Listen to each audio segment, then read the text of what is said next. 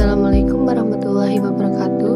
Halo semuanya, perkenalkan nama saya Herlina dengan NIM 2220603179, mahasiswa UIN Raden Fatah Palembang dari Fakultas Ekonomi dan Bisnis Islam, program studi S1 Perbankan Syariah. Di sini saya akan mereview artikel jurnal ilmiah yang terakreditasi Sinta.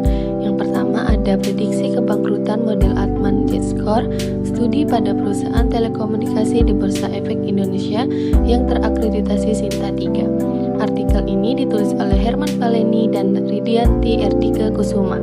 Mari simak videonya.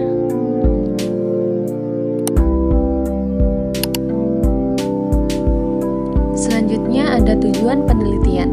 Menilai potensi kebangkrutan 5 perusahaan telekomunikasi yang terdaftar di Bursa Efek Indonesia seperti PT SL Axiata, PT Indosat, PT Telkom Indonesia, PT Bakri Telkom, dan PT Semarban Telekom selama periode 2014 sampai 2019 dengan menggunakan model Altman J-Score. Kemudian ada metode penelitian, di mana metode ini menggunakan data sekunder berupa laporan keuangan tahunan perusahaan. Analisis dengan model Altman J-Score yang terdiri dari 4 rasio keuangan utama, seperti X1 working capital atau total asset, X2 retained earning atau total asset, X3 EBIT atau total asset, X4 book value of equity, total liabilities. Selanjutnya, hasil penelitian. PT Telkom Indonesia satu-satunya perusahaan yang secara konsisten berada dalam kategori sehat. PT Indosat, PT SL Axiata, dan PT Semarban menunjukkan nilai J-Score yang mengindikasikan potensi kuat mengalami kebangkrutan. PT Bakri Telkom memiliki nilai J-Score yang ekstrim atau negatif, menandakan kondisi keuangan sangat buruk. Selanjutnya, saran penelitian. Perusahaan perlu melakukan pengendalian aktivitas keuangan secara efisien.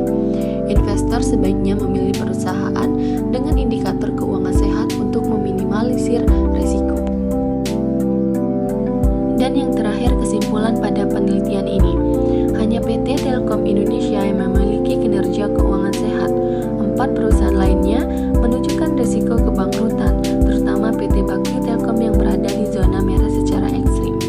Diperlukan pengelolaan keuangan yang lebih efektif dari perusahaan, serta investor disarankan berhati-hati sebelum berinvestasi pada perusahaan dengan nilai J-Score RI.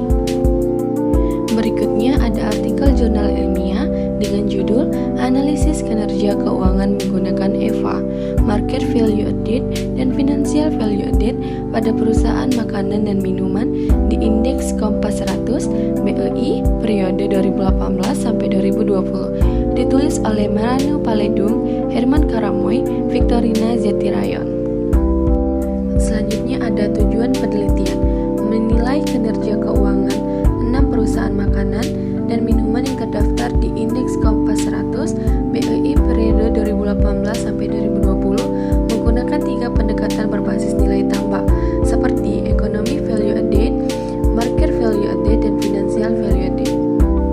Dan di sini juga menggunakan metode penelitian. Jenis penelitiannya kualitatif deskriptif, menggunakan data sekunder dari laporan keuangan dan contoh 6 perusahaan seperti Clio, Hoki, ICBP, INDF, MYOR, dan TBLA.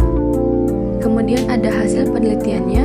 Yang pertama, Economic Value Added hanya PT Sariguna Primatirta Tbk yang konsisten menghasilkan EVA positif selama 2018 hingga 2020. 5 perusahaan lainnya hanya mencatat EVA positif di 1 tahun dari 3 tahun pengamatan. Hal ini menunjukkan mayoritas perusahaan belum optimal dalam menciptakan nilai tambah ekonomi secara berkelanjutan. Yang kedua, Market Value Added. Seluruh perusahaan menghasilkan EVA positif setiap tahun, menandakan saham-saham tersebut dihargai lebih tinggi di pasar daripada nilai bukunya.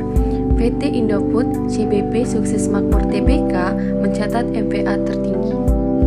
Dan yang ketiga, Financial Value Added. Semua perusahaan mencatat EVA positif selama 2018 hingga 2020. Meskipun terjadi fluktuasi, ini menunjukkan bahwa aset tetap perusahaan mampu memberikan kontribusi terhadap laba bersih dan menciptakan nilai finansial tambahan. CLEO ICBP menunjukkan peningkatan EVA setiap tahun. Selanjutnya ada saran penelitian. Perusahaan disarankan untuk mengelola struktur modal dengan efisien dan meningkatkan pendapatan operasional. Investor dapat mempertimbangkan penggunaan EVA, MVA, dan EVA dalam pengambilan keputusan investasi. Dan yang terakhir, kesimpulan pada penelitian ini, kinerja berdasarkan EVA umumnya kurang baik. Hanya satu perusahaan yang konsisten menciptakan nilai ekonomi dan kinerja berdasarkan MVA dan EVA, baik semua perusahaan menunjukkan kemampuan dalam menciptakan nilai pasar dan finansial.